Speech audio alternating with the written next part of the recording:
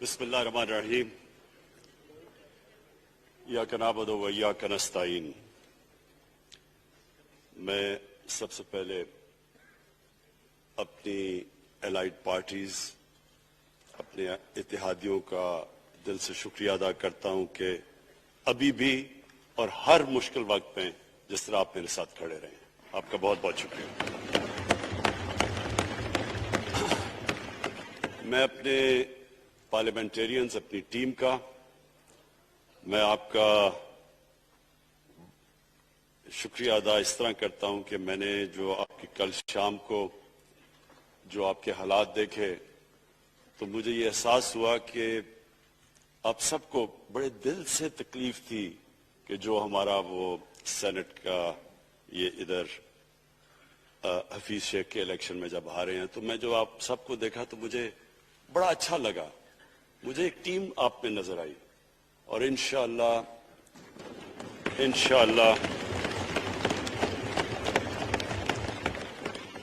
یہ ہماری ٹیم مضبوط ہوتی جائے گی، کیونکہ دیکھیں اللہ کہتا ہے کہ میں تمہارے ایمان کو بار بار آزماؤں گا۔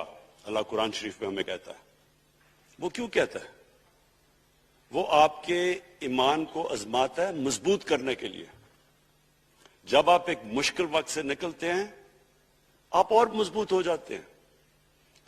اللہ نے ایک انسان کو ایک ایسا چیز، ایک ایسا اس کا جو سب سے بڑی جو اس کی مخلوق ہے، اشرف المخلوقات، اس کو جو اللہ نے بنایا ہے، اس کے اندر اس نے ایک کنڈیشن لگا دی ہے کہ اگر آپ نے بڑا انسان بننا ہے تو مشکل وقت کا سامنا کرو، ریزسٹنس کے ساتھ جاؤ۔ جسم ہمارا یہ ہے، جسم کو ہم بھاری ویٹ اٹھاتے ہیں، جسم تکڑا ہو جاتا ہے۔ ذہن کو جتنا ہم آزمائیں گے اور آزمائشوں میں ڈالیں گے، سب سے بڑا جو پاور ہاؤس ہے وہ ہمارا ذہن ہے، وہ اور تکڑا ہو جاتا ہے، انسان تکڑا ہو جاتا ہے۔ پارٹی بھی تب تکڑی ہوتی ہے جب وہ مشکل وقت سے نکلتی ہے۔ آپ نے کسی کو تباہ کرنا ہے تو اس کو آرام کی زندگی دے دو، وہ تباہ ہو جاتا ہے، ڈکے کر جاتا ہے انسان۔ تو میں اپنی پارٹی کو آج خراج تحسین پیش کرتا ہوں کہ آپ اس مشکل وقت سے نکلے۔ بڑے مجھے انڈیویجول ایم این ایز کا پتا ہے کہ انہوں نے کتنی کوشش کی یہاں پہنچنے کے لیے، آج اس ووٹ کے لیے۔ تو میں اور مجھے کئیوں کی طبیعت بھی ٹھیک نہیں تھی، تو میں آپ سب کا آج شکریہ ادا کرتا ہوں۔ آج میں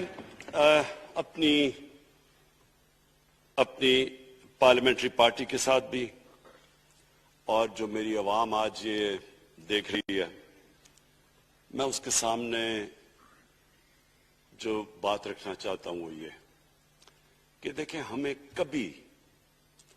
یہ کبھی بھولنا نہیں چاہیے کہ یہ پاکستان کیوں بنا تھا۔ وہ ایک انگریزی کا ایک فریز ہے کہ نیشنز وداؤٹ اے ویژن ڈائی۔ قوم کا جب اپنا مقصد اپنے نظریے سے پیچھے ہٹتی ہے، مر جاتی ہے قوم۔ قوم میں کسی مقصد کے لیے بنتی ہے۔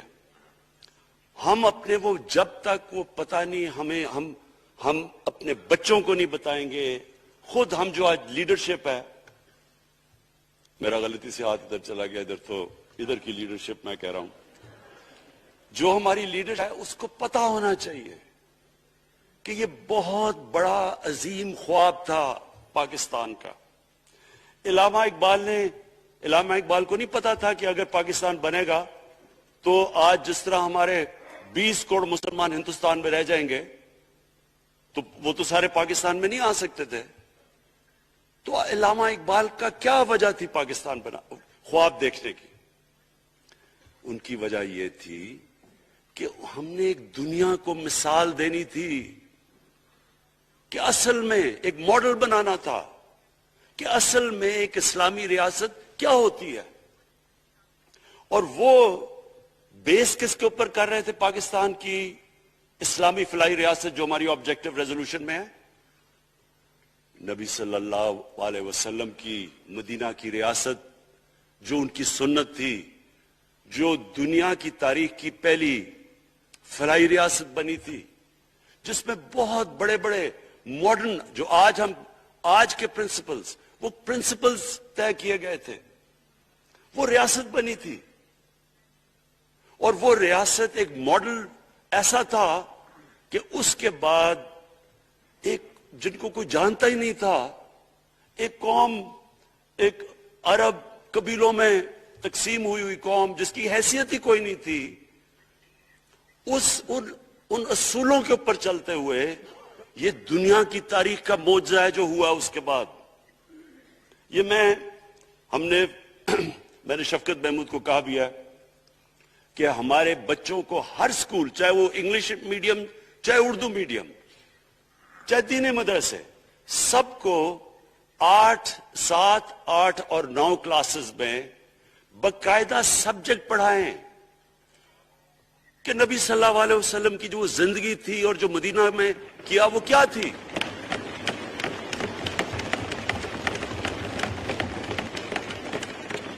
تاکہ ان کو پتہ چلے کہ اس ملک کا مقصد کیا تھا.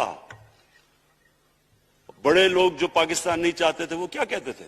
وہ کہتے تھے کہ پاکستان تو بن گیا تو آپ نے تباہ، جو مسلمان ہندوستان میں رہ گئے ان کو آپ نے سیکنڈ کلاس سٹیزن بنا کے چھوڑ دیا. آج بیچارے مسلمانوں سے کیا ہو رہا ہے وہاں؟ تو وہ لوگ کہتے ہیں کہ اگر پاکستان نہ بنتا تو مسلمانوں کی زیادہ طاقت ہونی تھی. ایک ہندوستان میں اس طرح مسلمانوں کا برا حال نہیں ہونا تھا جو آج ہے. یہ ایک آرگیومنٹ دی جاتی ہے. اور اگر ہم پاکستان کو جس مقصد کے لیے بنا تھا اگر ہم ادھر نہیں لے کے جائیں گے تو وہ ٹھیک کہہ رہے ہیں. یہ تو نہیں تھا کہ وہاں ٹاٹا برلا تھے جو اربوں پتی اور یہاں یہ شریف اور زرداری اربوں پتی بن جائیں. اس لیے تو نہیں پاکستان بنا تھا. یہ ایک بڑی ہمیں ری الائن کرنا چاہیے اپنے نظریے کی طرف. ہمیں اپنا رخ چینج کرنا چاہیے واپس کہ یہ بڑا عظیم خواب تھا پاکستان کا. اور وہ جو تاریخ تھی، وہ جو اصول انہوں نے سیٹ اپ کیے، جن لوگوں کی حیثیت ہی نہیں تھی، یہ تاریخ کا حصہ ہے کہ اس کے بعد انہوں نے دیکھتے دیکھتے 15، 20، 30 سالوں کے اندر دنیا کی امامت کی. صرف امامت ہی نہیں کی، وہ تو منگولیوں نے بھی دنیا بڑی جلدی سے فتح کر لی تھی. چنگیز خان نے بھی بڑی جلدی اس کی فوجوں نے فتح کر لی تھی. 100 سال کے بعد وہ ختم ہو گئے تھے. انہوں نے ایک دنیا کی عظیم سیویلائزیشن، جو ٹاپ سائنٹسٹ تھے، سارے دنیا کے ٹاپ سائنسدان، ایک عظیم کلچر. اور سب سے بڑی بات جو آج میں یہ کہنا چاہتا ہوں، انہوں نے اخلاقیات، ایک مورل سٹینڈرڈ سیٹ کی دنیا میں. جب مسلمان گئے انڈونیشیا اور ملیشیا، وہاں تو کوئی مسلمان کی فوج نہیں گئی، وہاں تو کوئی تلواروں سے نہیں فتح کیا. مسلمان تاجروں کا وہاں کردار دیکھ کے لوگ حیران ہو گئے کہ یہ کون لوگ آئے ہیں جو بالکل ان کی مورالٹی ایسی، نہ وہ کوئی دغا بازی کرتے تھے، نہ وہ کوئی دھوکہ دیتے تھے، اپنی زبان پہ کھڑے ہو جاتے تھے. لوگ ان سے امپریس ہو گئے کہ کون سی قوم ہے. دیکھیں اسلام ہم غلط فہمی میں ہیں، یہ سمجھتا ہے کہ تلوار سے اسلام پھیلا تھا. اسلام پھیلا تھا کہ وہ ایک انسان کے کیریکٹر کو ریفارم کرنے آیا تھا. ہم جب اللہ سے مانگتے ہیں، ہم نماز میں ایک ہی چیز مانگتے ہیں کہ اللہ ان کے راستے پہ لگا جن کو تو نے نعمتیں بخشی، ان کے نہیں جو غلط تباہی کے راستے پہ چلے گئے. صرف نماز میں ہم یہ چیز مانگتے ہیں، ہر روز ہم پڑھ کے یہ مانگتے ہیں. یہ 2 راستے ہیں، ایک ہے تباہی کا راستہ، ایک ہے عظمت کا راستہ. نعمتیں کس کو بخشی؟ اللہ کے پیغمبروں کو. اور جو دنیا کا سب سے عظیم انسان، جو دنیا کا سب سے عظیم لیڈر، جس کو اللہ نے سب سے زیادہ نعمتیں بخشی، ہمارے نبی صلی اللہ علیہ وسلم. نہ کبھی اس طرح کا انسان آیا ہے، نہ کبھی آ سکتا ہے. تو ہمیں راستہ بتایا کہ ایک ان کا راستہ ہے اور ایک دوسرا راستہ ہے، تباہی کا راستہ ہے.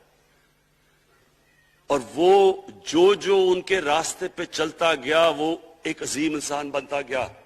ایک کتاب ہے، میں اپنے لوگوں کو ریکمینڈ بھی کرتا ہوں کہ دی عرب کانکویسٹ، وہ پڑھنے والی کتاب ہے. اس میں بتاتے ہیں کہ جب مسلمان ایک دم دیکھتے دیکھتے دنیا میں پھیل گئے تو کوئی ایک آدمی نہیں تھا. ایک تو بڑے عظیم سپہ سالار تھا خالد بن ولید، لیکن وہ جو بھی بنتا تھا وہ جنرل عظیم بن جاتا تھا. وہ اس کتاب کے اندر لکھی انگریز نے ہے. وہ کہتے ہیں اس کی کوئی ایکسپلینیشن نہیں ہے کہ یہ کیسے ساری دنیا پہ چھا گئے. نہ ان کے پاس کوئی لیٹسٹ ویپنز تھے، ایک طرف رومنز تھے، دوسری طرف پرشینز تھے، وہ تو سپر پاورز تھے، ہتھیار تو ان کے پاس تھے. نہ ان کے پاس ہتھیار، نمبرز میں بھی وہ زیادہ تھے، ان کی فوجیں بھی زیادہ تھیں، لیکن وہ ساری دنیا پہ پھیل گئے اور ایک ایسا سویلائزیشن بنا کہ زیادہ تر تو مسلمان نہیں تھے، وہ بھی ان کو مانتے تھے، کیونکہ ان کی اخلاقیات، ان کا عدل اور انصاف کا نظام، ان کا کیریکٹر، اس کی وجہ سے لوگ آئے ہیں. یہاں جو ہندوستان میں اسلام پھیلا ہے، یہ ہمارے جو بڑے بڑے بزرگ تھے، داتا صاحب، بلے شاہ، نظام الدین اولیاء اور بابا فرید، یہ لوگ تھے.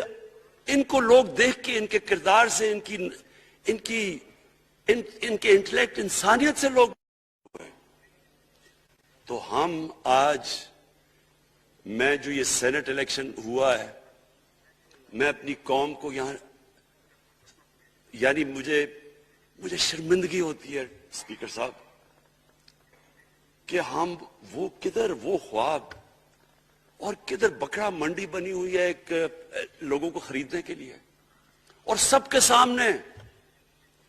یعنی ہمیں ایک مہینے سے پتا تھا کہ کیا جا رہا ہے اس سینٹ الیکشن میں، اور مجھے حیرت ہوئی کہ الیکشن کمیشن کہتا ہے کہ جی یہ تو پتہ نہیں کوئی ہم آزاد انسٹیٹیوشن ہے، یا میں ان کی کوئی آزادی کے اوپر لے رہا تھا، یا جی بڑا زبردست الیکشن. اچھا کہتے جی بڑا اچھا الیکشن کروایا. یہ مجھے اور اس سے تو مجھے اور صدمہ ہوا ہے کہ اگر یہ الیکشن اچھا آپ نے کروایا ہے تو پتہ نہیں برا الیکشن کیا ہوتا ہے.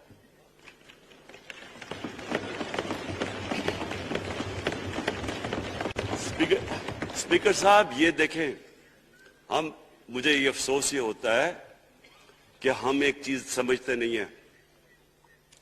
ہم کہتے ہیں نا جی ہمارے معاشی حالات بہت برے ہیں.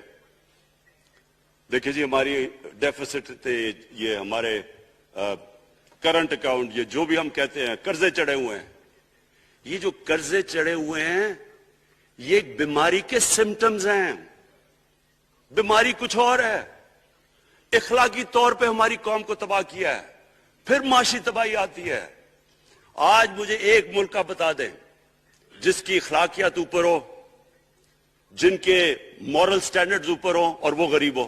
ایک ملک مجھے بتا دیں، اور کوئی ملک مجھے بتا دیں جتنا مرضی پیسہ ہو، وسائل ہو، سب کچھ ہو، لیکن وہاں کی بھی جو لیڈرشپ کرپٹ ہو، وہ مجھے بتا دیں کہ اس میں خوشحالی ہو. دیکھیں یہ ساتھ ساتھ جاتا ہے. اس وقت کیا ہوا تھا مدینہ کی ریاست میں؟ کیا انہیں کوئی سونا تیل مل گیا تھا؟ کیا ہوا تھا کہ ان کے پاس کوئی پیسے آ گئے تھے؟ کیسے وہ اوپر اٹھ گئے تھے؟ کوئی انہوں نے قرضے لیے تھے؟ کس طرح اٹھے تھے اوپر؟ دنیا کے عظیم لیڈر نے ان کی اخلاقیات اٹھا دی تھی. صادق اور امین،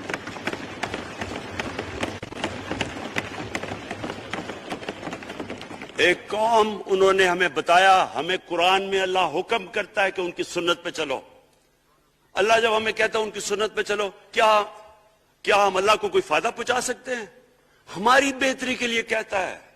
قرآن شریف میں سب کچھ ہماری بہتری کے لیے اللہ نے، یہ تمہارے لیے بک آف گائیڈنس ہے ہمیشہ کے لیے، اور یہ ہماری بہتری کے لیے ہے.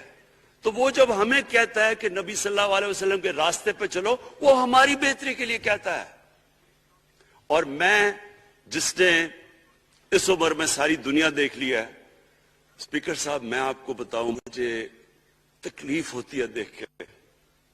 جب میں یہ مغربی ملکوں میں جاتا ہوں، اسکینڈینیویا میں، سوئٹزرلینڈ میں، آپ وہاں کے اخلاقی سٹینڈرڈز دیکھیں، ان کی مورل سٹینڈنگز دیکھیں، شرم آئے گی آپ کو کہ جو ہمارے ملک میں ہو رہا ہے. اور یہ جو سینٹ کا الیکشن ہوا ہے، آپ کو افسوس ہوگا کہ ہم وہ کس کی امت ہیں، ہم کس کی امت ہیں، کس کے نام پہ پاکستان کا مطلب کیا، لا الہ الا اللہ، اس پہ یہ ہمارا ملک بنا تھا۔ اور آج دیکھیں ایک کرپٹ آدمی، دنیا میں ثابت کیا ہوا کرپٹ آدمی آصف زرداری، دنیا میں اس کے اوپر لکھا ہوا کہ مسٹر 10%، مضمون لکھے ہوئے ہیں، فلمیں بنی ہوئی ہیں اس کے اوپر، اور اس ملک میں لوگ کہیں جی ایک زرداری سب پہ بھاری، کیا کہ وہ رشوت دیتا ہے اس لیے سب پہ بھاری ہو گیا؟ کیا یہ ہے ہمارا ملک؟ دوسری طرف دیکھیں، دوسری طرف یہاں بیٹھے ہوئے ہمارا لیڈر نواز شریف، اور نواز شریف ایک ڈاکو، ملک کو 30 سال سے لوٹ کے ملک سے باہر بھاگا ہوا ہے، جھوٹ بول کے باہر بھاگا ہوا ہے، سارے ملک کے سامنے ہمیں کیبنٹ میں ہم نے 6 گھنٹے میں بتایا جی اس کو یہ بھی بیماری ہے، اس کو یہ بھی بیماری ہے، اس کو یہ بھی بیماری ہے، وہ شاید وہ جہاز پہ بھی نہ چڑھ سکے، وہ شاید مر جائے گا۔ شیرین کے آنسو آ گئے کیبنٹ میں، اور شیرین کے آنسو آنے آسان کام نہیں ہے اسپیکر صاحب۔ تو ہم نے اس کو وہاں جیسے وہ جہاز پہ چڑھا، جیسے وہاں گیا وہ ایک دم بھی تبدیل، اور آج وہاں جا کے تقریریں کر رہا ہے، وہاں بیٹھ کے اسکیمیں کر رہا ہے، وہاں بیٹھ کے پلاننگ کر کے جی اسے اتنا پیسہ دو، ادھر ادھر پیسہ کھلاؤ۔ ساری ان کی ایک کوشش ہے، جب سے ہم 2.5 سال سے حکومت آئی ہے، یہ سارے بڑے بڑے ڈاکو اکٹھے ہو کے یہ سمجھ رہے ہیں کہ عمران خان کو کرسی کا اتنا شوق ہے کہ اس کے اوپر اتنا پریشر ڈالو کہ یہ جی ہمیں جس طرح جنرل مشرف نے NRO دیا تھا یہ بھی دے دے گا۔ جنرل مشرف، فوج اس کے نیچے، عدلیہ اس کے کنٹرول میں، ساری کیونکہ میں ادھر ممبر پارلیمنٹ تھا اپوزیشن نہ ہونے کے برابر، جو اپوزیشن کے اندر جو مین آدمی تھا فضل الرحمان، وہ اس کے ساتھ ملا ہوا تھا، وہ 2 نمبر ہمیشہ سے تھا، رائٹ۔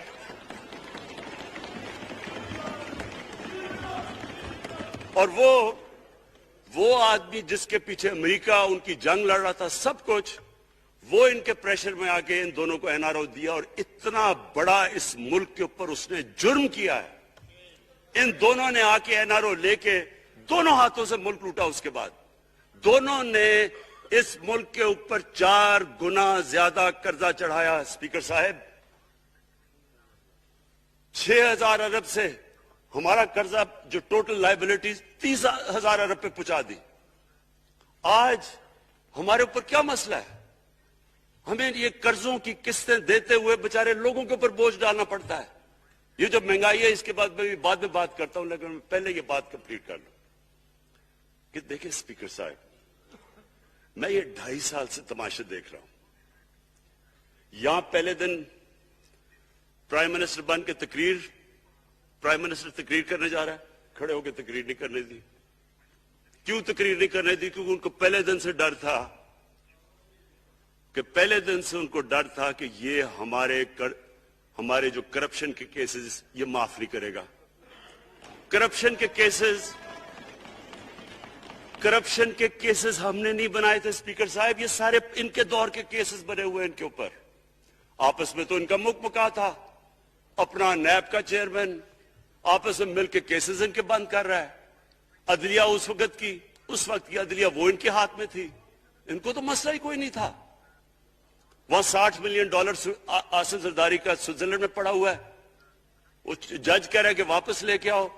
وہ یوسف رضا گیلانی جو یہاں سے سینیٹر بنا ہے، وہ پاکستان کا $60 ملین پڑا ہوا ہے سوئٹزرلینڈ میں، وہ جج کہہ رہا ہے کہ واپس لے کے آؤ، وہ کہتے نہیں جی میں نہیں خط لکھتا۔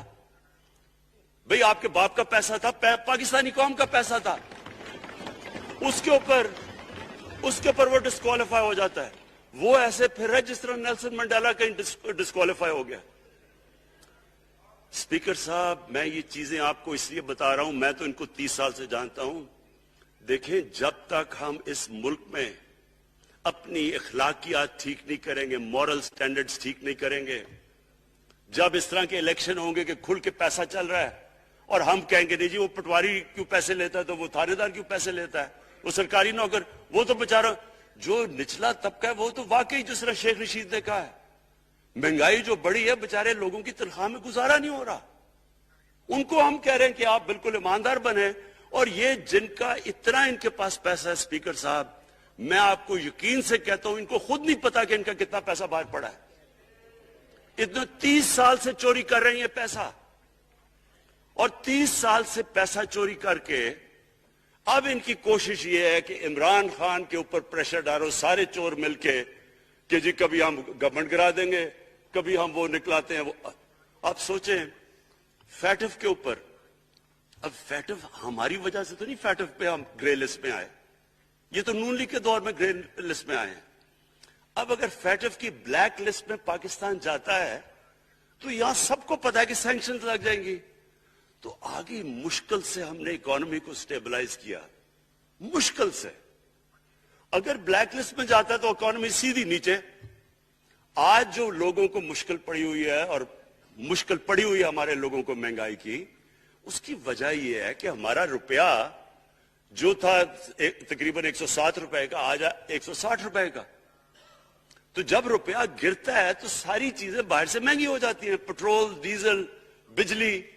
اب بجلی کی آدھی بجلی ان سے باقی ڈالر کانٹریکٹس کے اوپر بجلی کے کانٹریکٹ سائن کیے ہوئے ہیں, وہ سب کچھ باہر سے. دالیں مہنگی, جو چیز باہر سے امپورٹ کرتے ہیں, گھی مہنگا, ساری چیزیں مہنگی ہو جاتی ہیں. تو یہ سوچ لیں کہ اگر ہمارے اوپر سینکشنز لگ جائیں, اگر ہمارے اوپر فیٹف کی سینکشنز لگ جاتی تو یہ تو آپ تو سوچ ہی نہیں سکتے کہ یہ ملک میں کیا حال ہونا تھا. تو ہم اپنے ملک کے لیے فیٹف کی ریکوائرمنٹ پر لیجسلیشن کروا رہے ہیں, اور انہوں نے جناب اتنا بڑا اتنا بڑا وہ لا دیا جی, اتنا بڑا جی, یہ 34 سکے چینج کر دیں نیب میں. اب نیب کا فیٹف سے کیا تعلق ہے؟ انہوں نے سمجھا کہ اب عمران خان قابو آ گیا, اب تو یہ ڈر کے فیٹف کی بلیک لسٹ سے اب تو جناب ہمیں یہ 34 سکے سائن کر کے تو نیب کو ختم کر دے گا. مطلب یہ کہ صرف ان کی چوری کے کیسز ختم ہو جائے, بس 1 پوائنٹ ایجنڈا ان کا. اور میں نے آپ کو پہلے دن یہاں سے کہا تھا, پہلے دن یہاں کھڑے ہو کے میں نے کہا تھا کہ ان کا صرف 1 پوائنٹ ایجنڈا. میں ان کو جانتا ہوں, جب یہ سارے اپوزیشن میں میرے ساتھ تھے. ان کا صرف ایک خوف ہے کہ یہ NRO نہیں دے گا, لہٰذا اس کو اتنا بلیک میل کرو. اور اب فیٹف کے اوپر تو یہ پھنس گیا ہے, تو اب اس سے لے لو, اس سے کنسیشن لے لو تاکہ نیب ختم ہو جائے. اب سوچیں کیا ان کو ملک کا فکر ہے؟ کیا ان کو نہیں پتا تھا کہ کیا ہونا ہے اگر فیٹف کی بلیک لسٹ پہ چلے جاتے ہیں؟ اس کے بعد انہوں نے جلسے کرنے کی کوشش کی, بڑا جی پبلک نکالیں گے ہم, مینار پاکستان کے اندر جلسہ.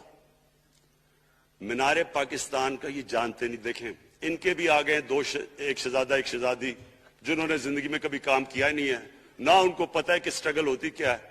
جناب مینار پاکستان خود ہی اخباروں کے اندر اپنے آپ کو پیسے خرچ کر کے اخباروں میں ذرا نمایاں کر کے جناب انہوں نے مینار پاکستان میں جلسہ کر لیا. اب میں تو جانتا ہوں مینار پاکستان, اور میں تو اپنے لاہور کو بھی جانتا ہوں, میں تو اپنے لاہور شہر کو بھی جانتا ہوں. وہ لاہور شہر ملک کا کوئی پیسہ چوری کیا ہو اس کے خلاف تو نکلائے گا, لیکن بڑے بڑے ڈاکو اگر وہ سمجھ رہے ہیں کہ اپنی چوری بچانے کے لیے لاہور شہر کو نکالیں گے تو وہی ہوا جو ان کے ساتھ مینار پاکستان میں ہوا.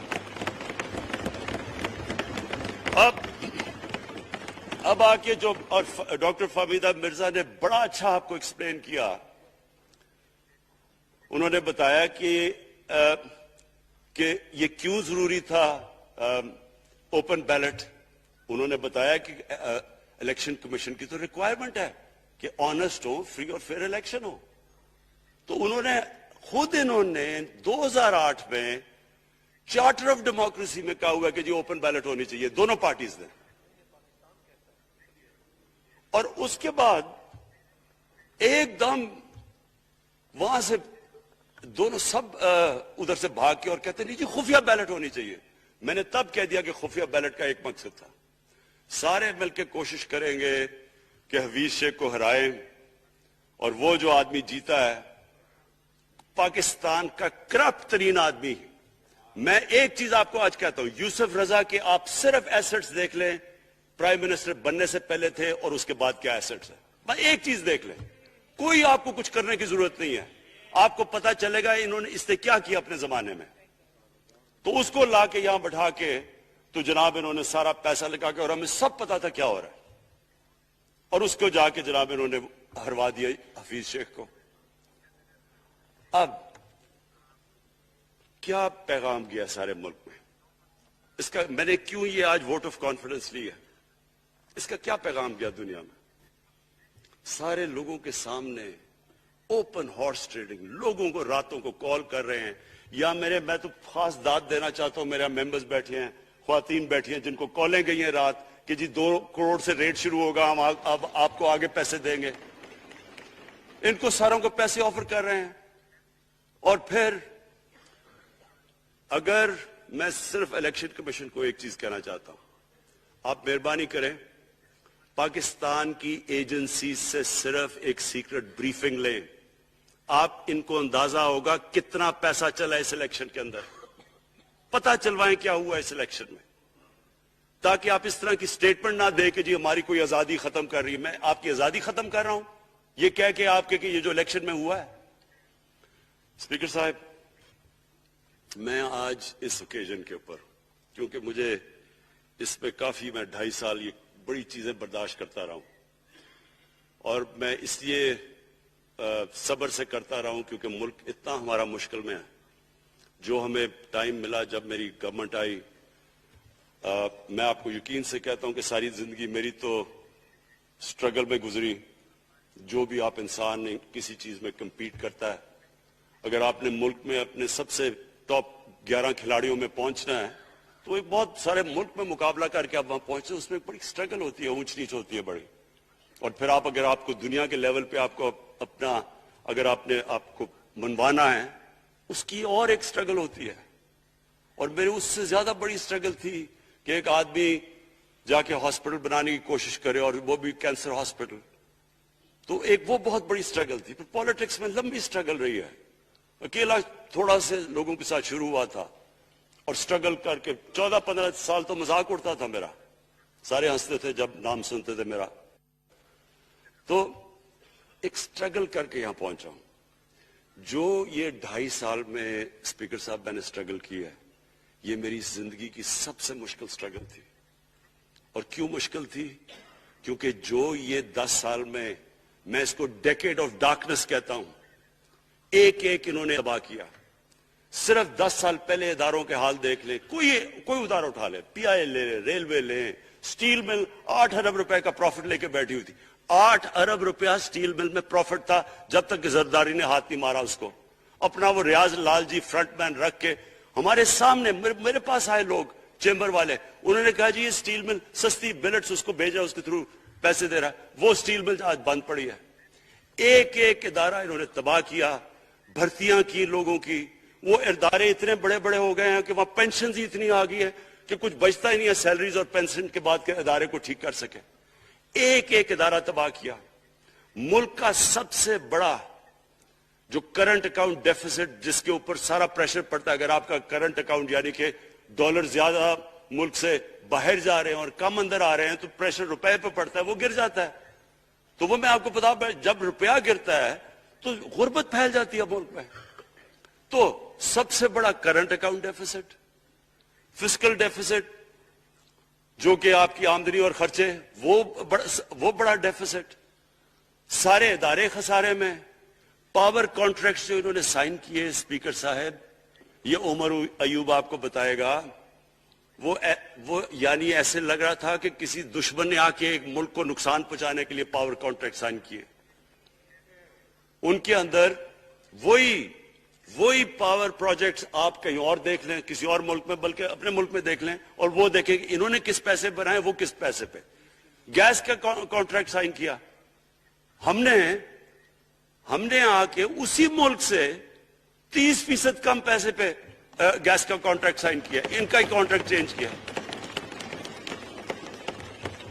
ساری گورنمنٹ جب اوپر سے پرائم منسٹر لگا ہوا پیسے بنانے. پرائم منسٹر ایک نوکری کر رہا ہے کس کے لیے؟ ایک دبئی کی کمپنی کے لیے. کبھی دنیا میں سنا ہے اس طرح؟ کبھی یہ مذاق سنا ہے جی کہ ملک کا پرائم منسٹر کسی دنیا کو دبئی کی کمپنی کے اندر نوکری کر رہا ہے؟ ادھر سے یہاں ڈیفنس منسٹر ان کا फॉरेन मिनिस्टर, वो दुबई की कंपनी से नौकरी कर रहा है, और वो एक इंटीरियर मिनिस्टर, वो कोई सुना है संतरी बना हुआ था किसी सऊदी अरेबिया की कंपनी में, मुझे नहीं पता। कभी ये सुना है ये मुल्क से, किसी मुल्क से ऐसा मजाक हुआ है? ये सारे तरीके थे इस मुल्क से पैसा मनी लॉन्डर करके बजाना। आज मुझे ये बताएं, मैं ये जो सारे हमारी ऑपोजिशन है, मैं इनसे सोचता हूं, मैं कई दफा इनकी शक्लें देख के पूछता हूं इनसे कि क्या आप वाकई समझते हैं कि आप दोनों के लीडर ईमानदार हैं? क्या ये वाकई समझते हैं कि इनकी जो ये दौलतें बनी हैं ये ईमानदारी से बनी है? यानी क्या इनको कोई मुल्क की फिक्र नहीं है कि यहां का पैसा, क्या इनके बेटे हैं, मैं जरा मुझे ये बताएं, 3 दफा मुल्क का प्राइम मिनिस्टर, उसके दोनों बेटे बाहर बैठे हुए हैं। मैं लंदन को जानता हूं स्पीकर साहब, वो अरबों अरबों रुपए की प्रॉपर्टी है, वहां के बड़े बड़े रईस उन एरियाज में नहीं रह सकते जिधर इनके 2 बेटे रह रहे। मुल्क से भाग गए जी, हम पाकिस्तानी शहरी नहीं है। क्यों पाकिस्तानी शहरी नहीं? क्यों यहां बता ही नहीं सकते कि वो पैसा किधर से आया जो इन्होंने इतनी इतनी बड़ी प्रॉपर्टीज ली हुई है। और ये कुछ नहीं है जो इन्होंने बेनामी प्रॉपर्टीज ली हुई है। किसी को अंदाजा ही नहीं है इनका कितना पैसा बाहर पड़ा है। जरदारी के पास क्या था पहले, उसकी जो बाहर प्रॉपर्टीज है। तो क्या इन लोगों को नहीं पता कि इस मुल्क का पैसा चोरी करके ये बाहर लेके जा रहे हैं और ये फिर भी उनकी सपोर्ट कर रहे हैं? और ये जो सेनेट का इलेक्शन, क्या इन्हें नहीं पता कि बड़ा जी अक्लमंद पॉलिटिशियन है जरदारी, लोगों को रिश्वत देकर उनको खरीद रहा है? सारी कौम के सामने ये हो रहा है। मैं ये सिर्फ आखिर में ये कहना चाहता हूं इस इशू को खत्म करते हुए कि देखिए स्पीकर साहब, कोई मुल्क आगे नहीं बढ़ सकता ऐसे। मैं अकेला इमरान खान को करप्शन करके करप्शन नहीं ठीक कर सकता। मैं अदलिया को, क्या केसेस तो अदलिया में है या नैब के अंदर है, मेरा तो उनके ऊपर कोई कंट्रोल नहीं है। मैं आज पाकिस्तान की अदलिया को और नैब को, जो आपको मेरी गवर्नमेंट से मदद चाहिए कन्विक्शंस करने के लिए, सारी चीजें एक तरफ, ये इस मुल्क का सबसे बड़ा मसला है। जब तक आप लोगों को सजा ही नहीं देंगे,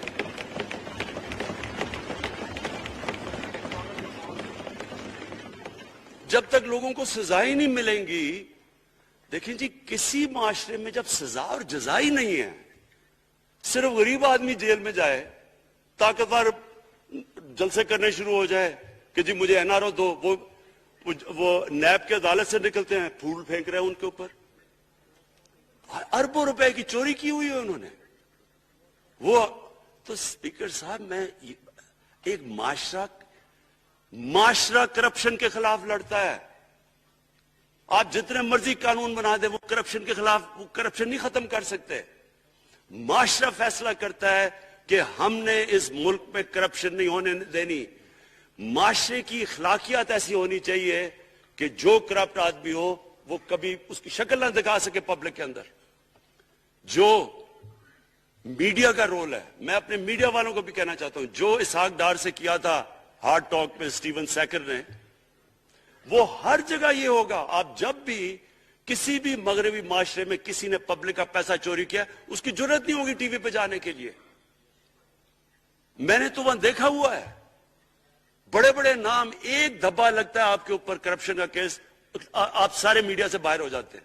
यहां हर रोज शाम को बैठ के अरबों रुपए की करप्शन की हुई है, उनको किसी ने कत्ल किए हुए, और आराम से बैठ के जनाबा में लेक्चर दे रहे होते हैं। स्पीकर साहब, माशरा लड़ता है, इसके अंदर हमें सबको मिलके अपने मुल्क को अगर बचाना है, माशी तौर पे भी बचाना है, पहले हमें अपने अखलाकी स्टैंडर्ड्स ठीक करने पड़ेंगे। सारे मुल्क को मिलके लड़ना पड़ेगा। अगर हमने अपने बच्चों के मुस्तकबिल को बचाना है, अपनी आने वाली जनरेशंस को बचाना है, इस मुल्क को एक अजीम मुल्क बनाना है, तो वो शुरू होगा जब हम मदीना के रियासत के सबसे बड़े असूल अदल और इंसाफ, क्योंकि इंसाफ और अदल जब एक माशरे में आ जाता है, जब एक माशरा खड़ा हो जाता है मेरिटोक्रेसी के ऊपर, जब एक माशरे में सिर्फ एक जो करप्ट है, जितना मर्जी ताकतवर हो, वो जेल में जाता है, और عام آدمی اوپر آ سکتے ہیں، وہ معاشرہ تب آگے بڑھتا ہے. تو میں صرف اس کے اوپر یہ کہنا چاہتا ہوں کہ مجھے ساری قوم کی اس میں مدد کی ضرورت ہے. میں اپنی ساری زندگی کوشش کر چکا ہوں اور کرتا رہوں گا. میں تو اپنی پارٹی کو یہ بھی کہا تھا کہ اگر میری پارٹی ساری بھی چھوڑ دے میں اکیلا بھی ان کے خلاف لڑتا رہوں گا. میں تو کبھی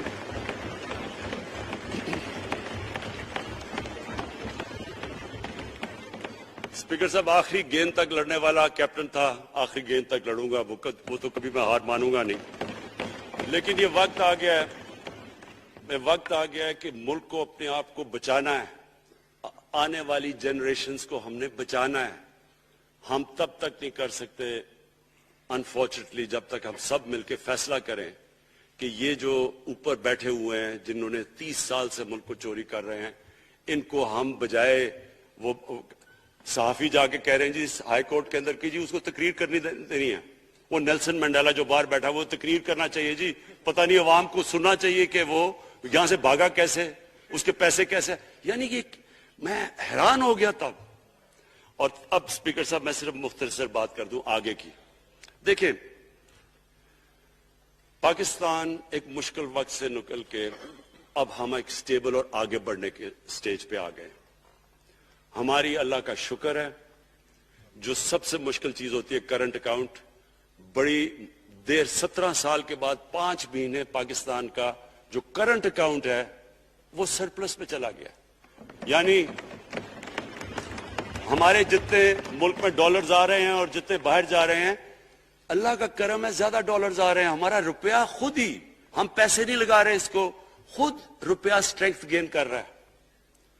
یہ بڑا امپورٹنٹ ٹائم ہے کہ اس وقت، اور یہ اس کے باوجود کہ اس ملک میں کرونا ہوا، ساری دنیا کی اکانومیز کرونا میں بری طرح متاثر ہوئی، اس کے باوجود اوپر والے کے کرم خاص طور پہ. اور میں کہوں گا کہ ہماری جو ٹیم تھی، ہمارا جو جس طرح ہم نے مانیٹر کیا اور جس طرح ہم نے ڈیٹا بیس گیدر کیا اور ہم نے ہر ایک چیز فالو کر کے ہم نے جیسے اپنے لوگوں کو بچایا ہے. میں خاص طور پہ اپنی ٹیم یاسد عمر اور ہماری جو ٹیم تھی اپنی ڈاکٹر فیصل، میں ان کو خاص طور پہ خراج تحسین پیش کرتا ہوں. تو اس مشکل وقت سے بھی آپ دنیا میں دیکھیں اور جس طرح پاکستان نکلا. اب دیکھیں آگے ہمارا چیلنج کیا ہے. ہمارا چیلنج یہ ہے کہ ہم اپنی جو ایکسپورٹس ہیں ان کو بڑھائیں، کیونکہ صرف گروتھ ایک ہی طرح ہوتی ہے، ایکسپورٹ لیڈ. اللہ کا شکر ہے کہ بیرون ملک پاکستانیوں نے ریکارڈ پیسہ پاکستان بھیجا ہے جو کہ ہمارے ملک میں آیا ہے ریمیٹنسز کے. اب ہم نے انویسٹمنٹ کے اوپر لگے ہوئے ہیں. اس وقت سب سے زیادہ کمپنیز رجسٹر ہوئی ہیں SECP میں. اس کا مطلب کہ نئی انویسٹمنٹ پاکستان میں آنے والی ہے. لوگ تیار ہو گئے انویسٹ کرنے کے لیے. ہمارا صرف مسئلہ اسپیکر صاحب ایک ہے بجلی کا. یہ بڑا مسئلہ ہے. کانٹریکٹس مہنگے سائن کیے ہوئے، جو کانٹریکٹ سائن کیے ہوئے ہیں جس پہ وہ بجلی پروڈیوس ہو رہی ہے، بدقسمتی سے وہ اگر بجلی کی قیمت بڑھاتے ہیں تو لوگ آگے ہی اور مشکلوں میں پڑے ہوئے ہیں. بجلی کی وجہ سے سب چیزیں مہنگی ہو جاتی ہیں. نہیں بڑھاتے تو قرضے، وہ جو گردشی قرضے ہیں وہ بڑھتے جا رہے ہیں. ہمارا ایک یہ چیلنج ہے. اس کے اوپر صرف اپنی قوم کو بتانا چاہتا ہوں کہ باقاعدہ ہم ہر طریقہ سوچ رہے ہیں کہ ہم نے اس میں سے کیسے ہم نے اپنے لوگوں کے اوپر بوجھ کم کرنا ہے. ایک تو میں اپنی ٹیم کو یہ بھی کامیابی دیتا ہوں کہ بڑی دیر اور مشکلوں سے IPPs کے ساتھ ہم نے نئے کانٹریکٹ سائن کیا جس کے اندر بہت پاکستان کا پیسہ بھی بچے گا اور جو آگے جا کے قرضہ بڑھنا تھا وہ نہیں بڑھے گا. جو میرے اوپر سب سے زیادہ پریشر ہے اس وقت اسپیکر صاحب وہ ہے مہنگائی کا. مہنگائی میں نے آپ کو بتایا بھی دیا کہ مسئلہ ایک جب آپ کے روپیہ گرتا ہے تو جب چیزیں مہنگی ہو جاتی ہیں ایک وہ ہے. لیکن میں اپنی قوم کو صرف ایک چیز کہنا چاہتا ہوں کہ سب سے زیادہ اس وقت میری حکومت ایک ہی چیز پہ لگی ہوئی ہے کہ ہم کس طرح لوگوں کے اوپر مہنگائی کا بوجھ کم کریں. اس کے لیے ہم بڑی بڑی چیزیں آپ کے سامنے لے کے آئیں گے آنے والے دنوں میں، جس میں کوشش یہ ہے کہ ہم اپنے ملک میں جو سارا نچلا طبقہ ہے ان کو سبسیڈائز کریں. اپنے احساس پروگرام کے ذریعے ان کو ڈائریکٹلی ہم فنڈ کریں. یہ انشاءاللہ آپ کے ساتھ لائے گا. ابھی میں نے ایکسپیریمنٹ ایک اور شروع کر دیا, وہ 1 ہفتے تک ابھی ٹرائل پہ ہے, کہ ہم ایک پروگرام لے کے آ رہے ہیں کوئی بھوکا نہ سوئے. ہم نے خاص کچنز بنائے ہیں, ایریاز چوز کیے ہیں جدھر سب سے زیادہ بھوک ہے, تاکہ ہم کم از کم جب تک ہماری ملک اٹھتا ہے اوپر, ہم کم از کم ان تک کھانا پہنچائیں کہ ہمارے ملک میں کوئی بھوکا نہ سوئے. اور یہ پوری میں کیمپین شروع کرنے لگا ہوں. ہیلتھ کارڈ پنجاب کے اندر اور پختونخوا میں, پختونخوا کی گورنمنٹ کو تو میں خاص مبارک دیتا ہوں کہ انہوں نے سارے اپنے پختونخوا کے لوگوں نے خاندانوں کو کور کر لیا ہیلتھ انشورنس سے. یہ بڑے بڑے امیر ملکوں میں بھی ایسا نہیں ہوتا کہ ہر ایک خاندان کے پاس 10 لاکھ روپے کی انشورنس ہوگی, کسی بھی ہسپتال میں جا کے اپنا علاج کروا سکیں. میں خاص طور پہ محمود خان اور آپ کی کیبنٹ کو مبارک دیتا ہوں. پنجاب کیونکہ بہت بڑا ہے, انہوں نے بھی فیصلہ کر لیا ہے. عثمان بزدار آپ کی اور آپ کی ٹیم کو میں خاص مبارک دیتا ہوں کہ اس سال کے اینڈ تک وہ سارے پنجاب کے اندر ہیلتھ کارڈ پہنچا دیں گے. یہ ایک عام آدمی کے لیے سب سے بڑی, کم از کم جیسے جیسے ہم اپنے ملک کو اٹھا رہے ہیں تو کم از کم ہم لوگوں کی بنیادی ضروریات پوری کریں. اور جو کسان ہیں جی, کسانوں کے لیے ایک بڑا زبردست پروگرام لے کے آ رہے ہیں. اس کے اوپر بھی ہم نے بڑا برین سٹارمنگ کی ہے کہ کیسے ہم کسان کی مدد کر سکتے ہیں. پرابلم تو ہمارے پاس یہ ہے نا کہ جتنا ہم پیسہ اکٹھا کرتے ہیں, آدھا پیسہ قرضوں کی قسطوں پہ چلا جاتا ہے, تو پیسہ کم بچتا ہے. لیکن ہم نے فیصلہ کیا کسانوں کے اوپر ہم خاص زور دینے لگے ہیں, تاکہ وہ بعد میں بات کروں گا. تو 2 چیزیں اور جی. دیکھیں, میں قوم سمجھتی ہے نا کہ اب ہم کیسے یہ جو قرضے ہمارے اوپر چڑھے ہوئے ہیں ان سے کیسے نکلنا ہے. اس سے صرف ایک ہی طریقہ نکلنے کا کہ ہم اپنے ملک میں دولت کے اندر اضافہ کریں, ویلتھ کریشن کریں. اس کے لیے ہم کیا کرنے جا رہے ہیں؟ اس کے لیے ہم نے میگا پروجیکٹس بنائے ہوئے ہیں. ایک ہے راوی سٹی لاہور, دوسرا اس وقت ایک والٹن کے اوپر ایک ہم بزنس سینٹر بنانے لگے ہیں لاہور کا, وہ بہت میگا پروجیکٹ ہے. اور پھر تیسرا جو ہے ایک جزیرہ بنڈل آئلینڈ, کراچی سے تھوڑے 1-2 کلومیٹر کے فاصلے پہ. ان سے یہ کیوں کرنے جا رہے ہیں, میں صرف لوگ سمجھے کہ کیوں. ایک تو یہ ہمارے شہر پھیلتے جا رہے ہیں, جتنا شہر پھیلتا جائے گا نہ آپ ان کو سیوریج دے سکتے ہیں, نہ پانی دے سکتے ہیں, نہ صفائی کر سکتے ہیں. تو جو دنیا کے ماڈرن سٹیز ہیں وہ اوپر جاتے ہیں, یعنی وہ بلڈنگ اوپر جاتی ہے, بجائے اگر آپ پھیلتے جائیں تو مشکل ہو جاتا ہے سرو کرنا. تو ایک تو ماڈرن سٹیز پہلی دفعہ بنا رہے ہیں پاکستان میں اسلام آباد کے بعد. ایک وہ راوی سٹی, وہ بہت ضروری ہے. اس سے لاہور کا جو پانی نیچے جاتا جا رہا ہے وہ ہم وہاں بیراج بنا کے پانی اس کا بچانے لگے ہیں. اور دوسرا ماحولیات کے لیے وہاں ہم بہت بڑے پیمانے پہ اربن فارسٹ اور درخت اگانے لگے ہیں, کیونکہ وہاں لاہور میں بہت بڑا پرابلم ہے اس کا. وہی بنڈل آئلینڈ کا بھی مقصد یہ ہے کہ وہاں سارا سیوریج جا رہا ہے کراچی کا, اس کی سیوریج کو ٹریٹ کریں اور ایک ماڈرن سٹی بنائیں, بجائے کراچی پھیلتے پھیلتے حیدرآباد پہنچ جائے, ایک پوری اوپر سٹی بنائیں جو ایک ماڈرن سٹی ہو. تو لیکن اس کا اصل مقصد یہ ہے کہ اس سے پیسہ جنریٹ ہوگا, اربوں کھربوں روپیہ ہم جنریٹ کریں گے, اور اس پیسے سے ہم پھر یہ قرضے واپس کریں گے. اور دوسری چیز, باہر سے انویسٹمنٹ آئے گی. بیرون ملک پاکستانی جو سب سے بڑا ملک کا اساس ہے, وہ باہر آ کے وہ ان کے اندر انویسٹ کرنے کے لیے تیار ہے, ان بڑے بڑے پروجیکٹس کے اندر. اور جیسے فورن ایکسچینج آئے گا, ہمارے ریزروز بڑے ہوں گے, ہمارا روپیہ سٹیبل ہوگا, اور اس سے جو ویلتھ کریشن ہوگی اس سے ہم پھر اپنے قرضے واپس کریں گے. اس کے علاوہ 50 سال کے بعد 2 بڑی ڈیمز بن رہی ہیں. پاکستان کی تاریخ میں صرف 2 بڑی ڈیمز تھی, اب یہ 2 اور بادشاہ ڈیم اور ممن ڈیم بنا رہے ہیں. یہ انشاءاللہ ان کے اوپر کام شروع ہو گیا ہے. لیکن مجھے جو آخر میں بات کہنی ہے اسپیکر صاحب, وہ یہ کہ پاکستان کو آگے بڑھنے سے کوئی نہیں روک سکتا انشاءاللہ.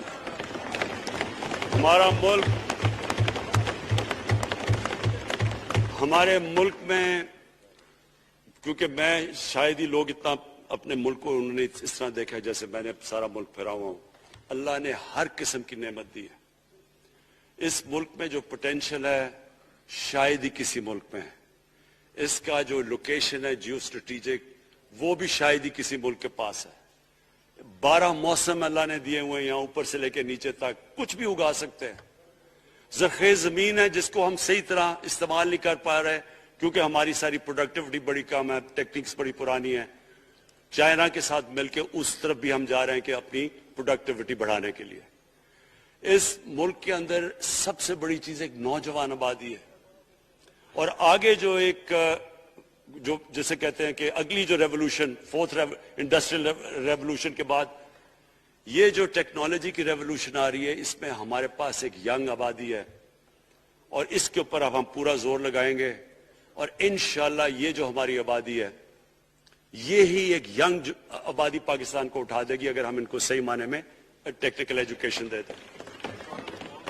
جو میں الیکشن کمیشن کیونکہ بڑے ناراض ہو گئے تھے کہ میں نے کہا وہ الیکشن کے اوپر میرے کامنٹس تھے، میں ان کو یہ کہہ دوں کہ ہم نے یہ فیصلہ کیا ہے الیکٹرل ریفارمز کا. ہم اب ٹیکنالوجی کے اوپر وہ جو ای وی ایم مشینز ہیں، الیکٹرانک مشینز لے کے آئیں گے.